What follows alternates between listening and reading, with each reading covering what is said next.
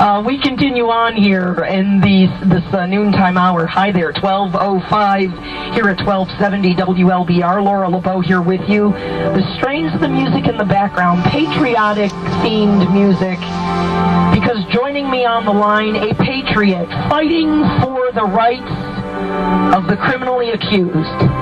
It's Attorney Justin Mcshane. Good morning to you. Or I should say good afternoon. Right? Yeah, here we are. Reception. I love it. Thank you. You're welcome. I don't want to say a criminal's best friend. I like to tease my criminal defense attorneys and call them criminals' best friends. Right.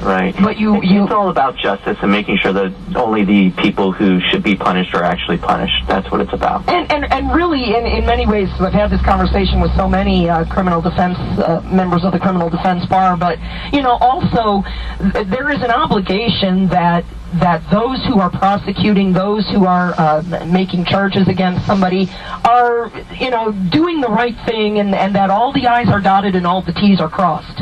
Right. It's a responsibility on both sides by the prosecutor to make sure that only the guilty people are subjected to the potentials of harm, and on my side and my colleagues' side to make sure that only those who are truly guilty and the proof can be made are out there.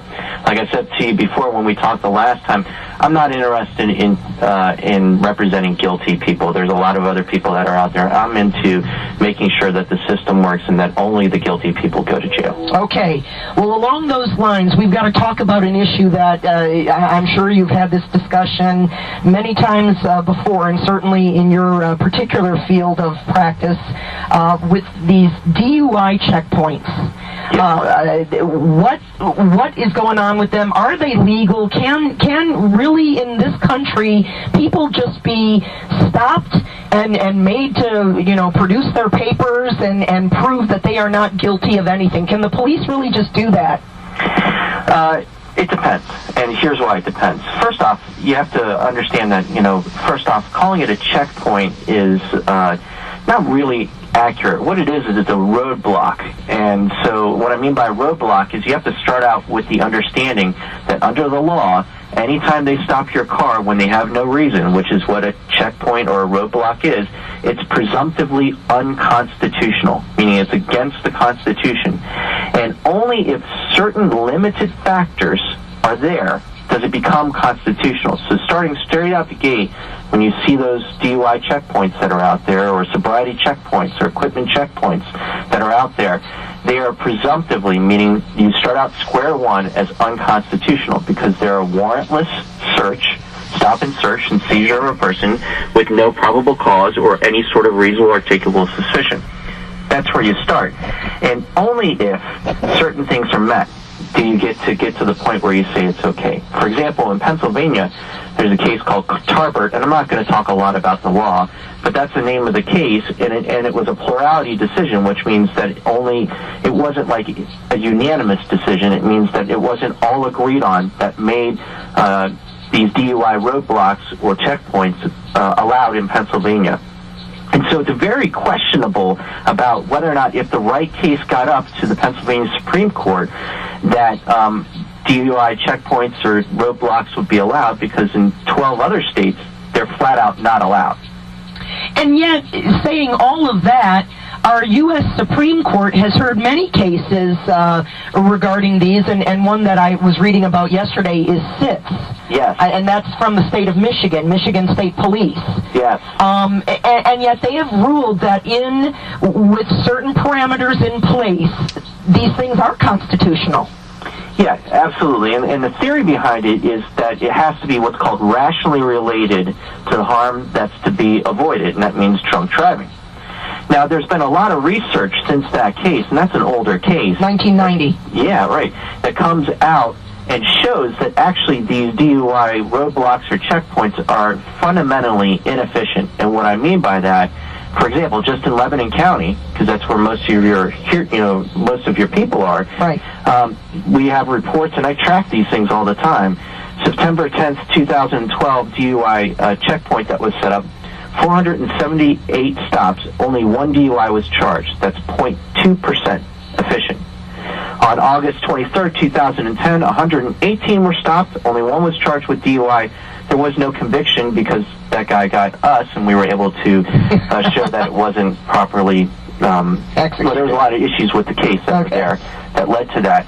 And so, as opposed to doing what are called roving DUI patrols, saturation patrols, which have shown nationwide to be up to 32 times more efficient, I'm into getting drunk drivers off the road, as I'm sure everyone is. Sure. I have a family and kids and everything like that. I don't want them to be a drunk driver out there more than anyone else. It just seems to me, and maybe I'm being silly here, it just seems to me that if you have a method that's 30 times more efficient and it costs less, why aren't we doing that? And the DUI saturation patrols are, you know where, because of statistics with PennDOT and with your district attorney's office, you know these corridors of where DUIs are likely to occur, the most frequent places. And you set up roving, meaning moving police officers in those areas, in those targeted periods of time, and you look for traffic infractions, and then you don't have to worry about the legality of the roadblocks. It's more efficient, it catches more drunk drivers, and you don't have to worry about innocent people being inconvenienced by these DUI roadblocks, because they're horribly intrusive. Okay, and the case that I want to ask you about was a caller yesterday on my show who was stopped around 1 a.m. Early Sunday morning. So this DUI checkpoint or roadblock was set up along Route 422 between Annville and Cleona. Yep, I know very well. And so he's coming home from Harrisburg. He's in his vehicle. He's 21, 22 years old. I can't remember. I think he's 22 now.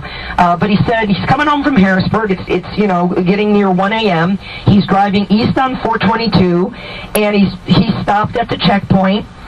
He has a concealed carry permit. He carries his holster in the small of his back, or he places it in the small of his back. But when he sits in his car, the gun pokes him in the back. So he had his gun out of the holster on the floor of the passenger side. Nobody else was in the car, just him. And so he comes to the checkpoint. The officer on the driver's side, as he rolls down his window and he's talking to this officer. Officers on the passenger side of the car, a female and a male. They've got their flashlights. They're looking all in the car. They're flashing their lights in.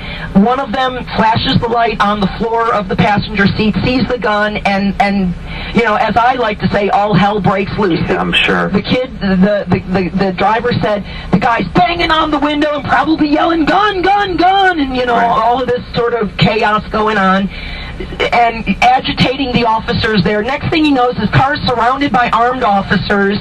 He's trying to hand his concealed carry permit to the officer at the driver's side window.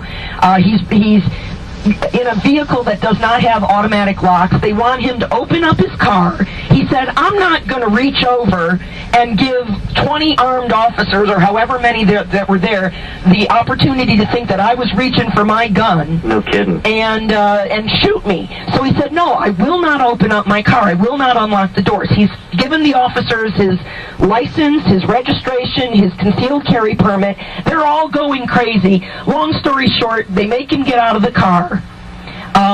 He's frisked. They enter his vehicle. When he says, you're not allowed to enter my vehicle, they respond, we can do whatever we want. They take his gun. They actually dismantle the gun, like take it apart, take all the bullets and the magazine out and everything. And after all of this chaos and confusion, and there's nothing, he's committed no infraction, he's not drunk, he wasn't drinking. I can't remember if he said he blew into the breathalyzer or not, but regardless, he was allowed to leave the checkpoint, and as he was getting ready to drive away, the officer that was the real sort of jerk-off in this whole thing, gives him back the magazine with the bullets, and with the attitude like, you're lucky I'm giving you this back. Yeah, so there's a lot to unpack there, right? Right, so that's what he was saying. He said, I know my rights, I know the law, I know I'm allowed to have my gun. What did I do wrong and why was I treated like this? Well, first things first, we always take a look at these things with the benefit of the doubt, and what I mean by that is we hear one side of the story, we'd like to hear the other side of the story. But presuming all of these things are true, it's like a law school examination question. So the first things first, the first question is if you see a roadblock ahead, do you have to go through it? And the answer to that is no. You can perform any legal driving maneuver to avoid a roadblock. So as long as it's legal, you can turn off a road, and they can't. But one of the things about a roadblock, apparently it isn't well known, I guess, in Lebanon, is that you can't make it a surprise. Like, come over a rise of a hill, and then all of a sudden, boom, it's there, and you're in a queue. It doesn't work like that. You have to give persons, under the Tarbert decision, proper notice ahead of time. Number two is what strikes me on this is that DUI checkpoints have to be statistically based. And you said this was 2 days ago this happened? Yeah, Saturday night into Sunday. Saturday night into Sunday. Well, it might be statistically based then, and we'd like to see those statistics that are there. The other thing is about, are they stopping every car? They have to have a rationale in place. Instead of just stopping every single car, there has to be guidelines on the discretion, who makes that call. It can't be someone who's on the line, meaning that it has to be pre-approval with a basis in place. And then you get over towards what do you have to do when a police officer at a roadblock asks you to stop and participate. First off, it has to be a limited intrusion. And what's made by that is that the designed impact is to make sure that the person's not drunk driving and that this vehicle is, basically safe for the road. So what you can do, and all you have to do, is you can slightly roll down your window. There's no requirement that you roll down your window all the way, even if they command you to do that. And you have to give them your license, your registration, proof of insurance. You don't have to talk to them. You don't have to answer their questions. You don't have to do anything. And that's up to you. I will tell you that as a practical matter, that if you act that way, regardless of what the law says, they're going to be heightened suspicion, and they may try and detain you, which is why I always recommend that whenever you go through a checkpoint or a roadblock, that you whip out your cell phone and you start recording things, regardless of you're guilty or not, because what we have is a lot of people that get in the well intention because they want to get drunk drivers off the road, and they get tunnel vision. And what I mean by that is they're there looking for DUIs, and so it becomes one of these things that if you stare long enough at the picture, then the underlying picture comes out through optical illusions. Right. So you have to be very careful of that. And then in terms of what this gentleman is claiming, if he had a true license to carry a concealed firearm, what he did was absolutely not illegal. And as long as he is in care and control of his firearm, he's not, and there's no one else in the car, and there's no underage kids or anything like that, God bless him, and God bless the United States of America and the Second Amendment. He is allowed to drive around inside his car, even with a loaded firearm, even through a DUI checkpoint. And that's what the United States says.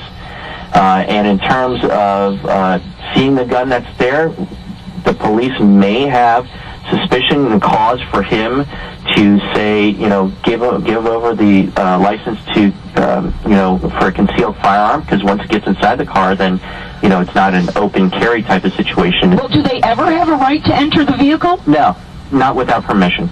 No. Okay, he never consented. As soon as